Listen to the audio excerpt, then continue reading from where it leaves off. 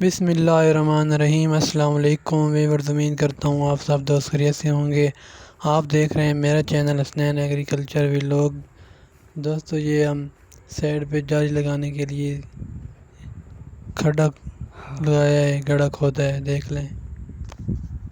ठीक है, ये हमारे जो बेड बने हैं उसके साथ जो बेड टनल के जाली लगाते हैं वो खड्डा लगाया है हमने, और नेक्स्ट आपको वीडियो दिखाएंगे जितना हम जाली के साथ लगाते हैं। ठीक है दोस्तों।